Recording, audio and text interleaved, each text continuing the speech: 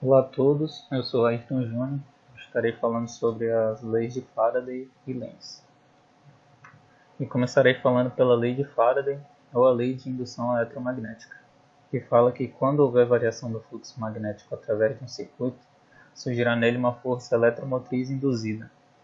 Um exemplo que podemos utilizar e que demonstraremos através de uma simulação prática daqui a pouco é quando o condutor é um circuito fechado, como no caso de uma aspira que se movimenta no interior de um campo magnético. E com isso teremos o surgimento de uma corrente elétrica nesse condutor. Essa corrente é denominada corrente induzida. E Faraday, através disso, introduziu o conceito de fluxo de indução ou fluxo magnético. E para compreendermos a lei de Faraday, teremos que saber o que é o fluxo magnético. O fluxo magnético é uma medida de quantidade de linhas de indução que atravessam uma superfície em função do tempo. É dado pelo produto entre o campo magnético, a área da superfície, e o cosseno do ângulo formado entre o campo e o vetor normal à superfície. Podemos ver aqui a fórmula matemática para calcular o fluxo magnético e a sua ilustração, demonstrando o módulo do campo magnético, a área da superfície e o ângulo entre o vetor normal e o módulo. E não podemos esquecer que a unidade de medida do fluxo magnético no SI é o Weber. Podemos mudar o fluxo magnético de várias maneiras. Então nós temos as propriedades do fluxo magnético, que são essas três, que é variando a intensidade B do campo de indução magnética, variando a área A da superfície e girando a superfície, variando o ângulo entre o vetor normal na superfície e o vetor do campo magnético. E tendo essa ideia do fluxo magnético, nós já podemos retornar à lei de Faraday, que é representada por essa fórmula matemática. A Φ, força eletromotriz, que é igual à variação do fluxo magnético pelo intervalo do tempo. Vale ressaltar que o sinal negativo da fórmula indica que o sentido da fé induzida está em oposição ou contrária à variação do fluxo magnético. Com a lei de Faraday, já é possível a gente determinar o valor da fé induzida em um circuito. E a partir daí já podemos encontrar a intensidade da corrente induzida. Mas tenho que ressaltar aqui que a corrente induzida apresenta sentidos diferentes conforme a variação do fluxo magnético. E a partir daí nós já podemos falar sobre a lei de Lenz, que observou o sentido do campo magnético dependendo do aumento ou da diminuição do fluxo. A lei de Lenz ela estabelece que o sentido do campo magnético produzido pela corrente induzida é contrário à variação do fluxo magnético. Isso significa que o fluxo magnético aumenta, aparecerá no circuito uma corrente induzida que criará um campo magnético induzido em sentido oposto ao do campo magnético que o circuito está imerso.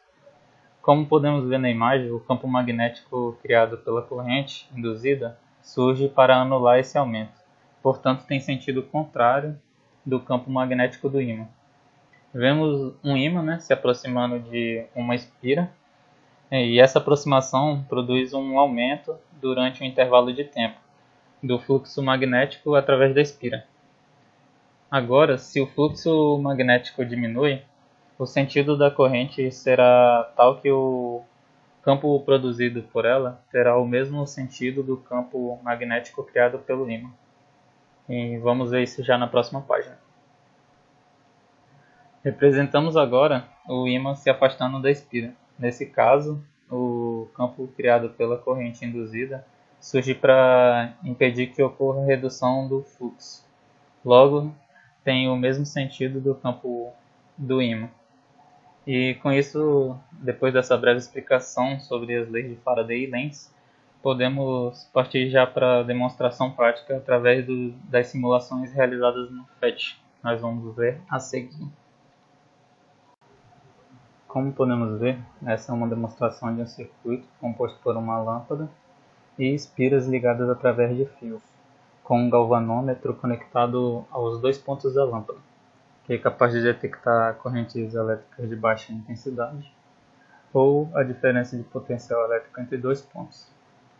Ao movermos o ímã que está aqui, através dessa estrutura com 4 espiras, podemos observar a oscilação da intensidade do brilho da lâmpada e a reação através do galvanômetro.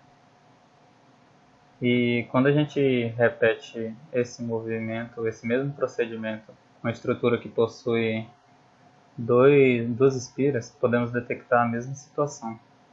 Entretanto, a intensidade do brilho da luz é menor, devido ao fluxo magnético que foi explicado anteriormente, que, de acordo com suas propriedades, quando ocorre uma variação do tamanho da área, o fluxo magnético também é alterado.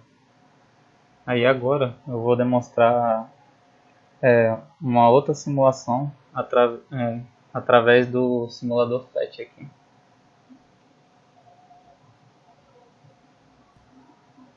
Nesse modelo a gente já pode ver que ele é automatizado, mas ele ocorre a mesma situação que o modelo anterior, com as aspiras ligadas diretamente na lâmpada, e podemos ver também a alteração da intensidade do brilho da lâmpada, que ela muda de acordo com a quantidade de espiras, e a movimentação das cargas nas espiras de acordo com o fluxo magnético que foi imposto aqui pelo ímã, né?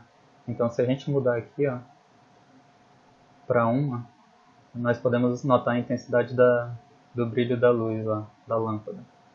Se nós colocarmos duas, a intensidade já aumenta. E se colocarmos 3, ela já fica no seu tamanho máximo aqui, que já é delimitado pelo simulador. E com isso, eu fiz a minha demonstração prática, que foi realizada através de 2 simulações no FET. Agradeço a todos que acompanharam até aqui o final deste vídeo e espero que todos tenham compreendido um pouco aí sobre as leis de Faraday e Lenz. Valeu!